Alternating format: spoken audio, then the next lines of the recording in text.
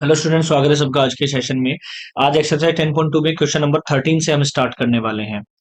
ध्यान से समझिएगा, सवाल बड़े इजी हैं। क्वेश्चन नंबर 13 देख लीजिए क्या कह रहा है। Find the direction cosines of the vector joining the points a and b directed from a to b। Directed from a to के b का मतलब होता है पहले ए बी वेक्टर निकालना पड़ेगा। अगर ये बोलता directed from b to a तो हम बी ए वेक्टर निकालते। अब कभी भी आप अगर पॉइंट दे रखे हो और A B vector B C कुछ भी वेक्टर निकाल रहे हो तो ध्यान रखना, कंफ्यूज मत होना कि सर x1 y1 z1 कौन सा लें, x2 y2 z2 कौन सा लें। अगर ए बी वेक्टर निकाल रहे हो तो हम बेसिकली क्या करते हैं, बी में से ए को घटाते हैं, यानी कि बी वाले जितने भी पॉइंट होंगे वो x2 y2 और z2 होंगे। ठीक है, तो मेरे को कोऑर्डिनेट क्या दे रखे हैं, मुझे ए बराबर दे रखा है 1 2 -3 और बी मुझे दे रखा है -1 -2 और 1। तो अगर मैं ए बी वेक्टर निकालूंगा तो मेरे पास क्या आएगा, बी माइनस ए करेंगे तो -1 और -1 यानी कि माइनस का 2 आई कैप आ जाएगा, -2 और -2 यानी कि माइनस का 4 जे कैप आ जाएगा, और 1 माइनस माइनस +3 यानी कि प्लस का 4 के कैप आ जाएगा। ये मेरे पास ए बी वेक्टर आ गया। अब अगर कोई वेक्टर आपके पास है तो आप उसका डायरेक्शन कोसाइन बड़े आराम से निकाल सकते हैं, मैंने बताया था। तो एल मेरे पास क्या आएगा, -2 बटे, ठीक है, और इनका स्क्वायर यानी कि 2 का स्क्वायर माइनस के 2 का स्क्वायर माइनस के 4 का स्क्वायर और 4 का स्क्वायर, ये मेरे पास आएगा। तो यहां से मेरे पास क्या आएगा, -2 बटे अंडर रूट 4 चौक 16, 16 दूनी 32, 32 और 4 हमारे पास क्या आ जाएगा, 36 आ जाएगा।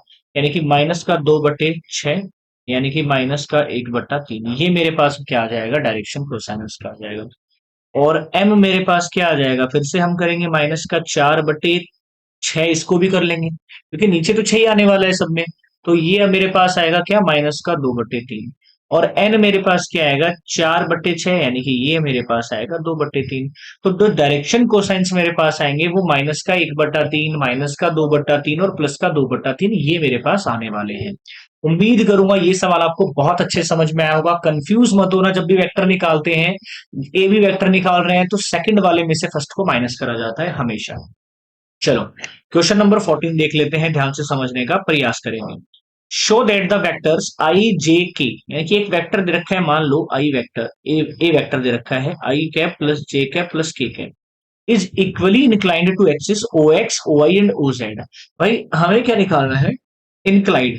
ठीक है, इक्वली इंक्लाइंड है ऐसा कहा जा रहा है, तो जब भी ऐसा इंक्लाइंड आ जाए या डिग्री की बात करी जाए तो डायरेक्शन कोसाइंस निकालते हैं। तो सिंपल सी बात है, जो भी डायरेक्शन कोसाइंस उनके लिए आएंगे वो तीनों सेम आएंगे। सबसे पहले मैं एल निकाल देता हूं, इसके लिए बड़ा सिंपल सा सवाल है। 1 बटे में अंडर रूट में क्या आ जाएगा, 1 का स्क्वायर प्लस 1 का स्क्वायर प्लस 1 का स्क्वायर। क्यों 1 का स्क्वायर किया, इसका कोफिशियंट 1 है, इसका कोफिशियंट 1 है, इसका भी 1 है। तो एल का मान तो आ जाएगा 1/√3। अब भाई इसने पहले ही कह दिया था कि इक्वली इंक्लाइंड है, मतलब एल भी हमारा 1/√3 है, एम भी हमारा 1/√3 है, और एन भी हमारा 1/√3 है। यही होता है इक्वली इंक्लाइंड, यानी कि तीनों इक्वल जगह लेकर चल रहे हैं यहाँ पर। उम्मीद करूंगा ये दोनों सवाल आज के आपको समझ में आए होंगे। शेयर सबसे कर देना, चैनल पर नए हो तो सब्सक्राइब जरूर कर लेना।